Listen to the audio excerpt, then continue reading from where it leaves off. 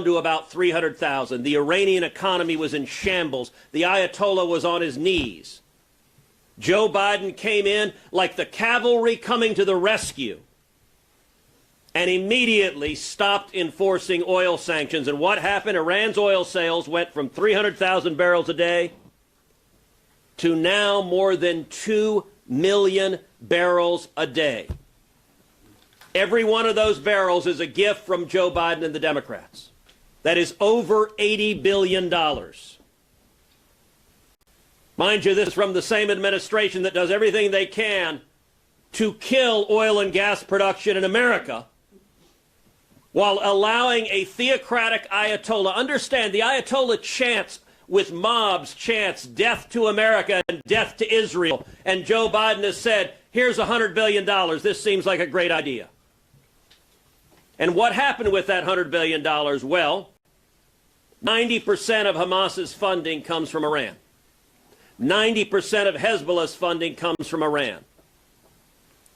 October 7th was in a very real way funded by money given by Joe Biden and the Democrats to Iran and Hamas and Hezbollah. And by the way, Biden also sent hundreds of millions of dollars into Gaza, even though many of us said, if you send it to Gaza, it will go to Hamas and be used for terrorism.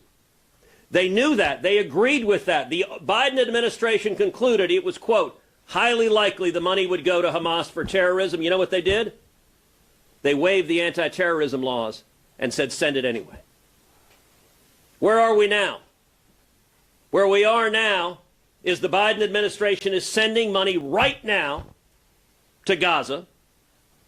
Many of us said if you send the money to Gaza, it will be seized by Hamas. What happened? The first shipment came in and boom, immediately seized by Hamas, exactly like we said. But they're combining it with blocking weapons to Israel. The Biden White House has been the most anti-Israel administration this nation has ever seen. Literally from day one, the Biden White House has been undermining Israel at every step of the way. When October 7th happened, when Hamas death squads were murdering 1,200 innocent civilians, were raping women and little girls, while the attacks were happening, the Biden State Department sent out a tweet at 3 in the morning saying Israel must not retaliate. There should be no military response. That tweet was disgraceful. I called it out at 3 in the morning, and they deleted the tweet within minutes. The next day, Tony Blinken, the Secretary of State, sent another tweet, said, I just talked with the Turkish foreign minister. We agreed Israel must not retaliate, must not strike back. I called that tweet out again. They deleted it again. Where are we today? Well, yesterday, Joe Biden said, quote, I made it clear if Israel goes into Rafah, I'm not supplying the weapons. We're not going to supply the weapons and the artillery shells. Now, I will point out Joe Biden and the Democrats lied to the American people on the supplemental funding bill that was just voted. They claimed it was to provide military funding to Israel. We now know they were lying. It was instead to give money to Gaza and Hamas and everywhere else except Israel. We should have sent this military aid 6 months ago. 6 months ago, many of us went to the Senate floor to force a vote on emergency military aid in November, right after October 7th. Every single Democrat voted no. It was a straight party line vote.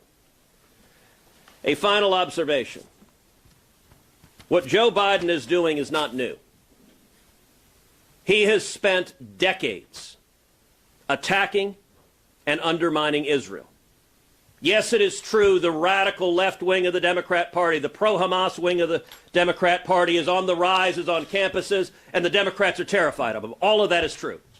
Yes, it is true they're terrified they're going to lose Michigan unless they give in to the pro-Hamas wing of the Democrat Party.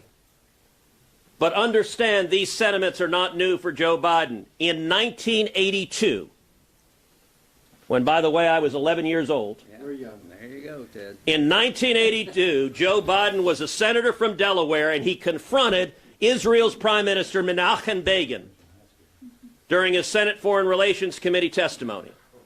And you know what Joe Biden was doing in 1982? Same damn thing he's doing in 2024. He threatened to cut off aid to Israel in 1982. And Prime Minister Begin responded as follows, quote, "Don't threaten us with cutting off your aid. It will not work.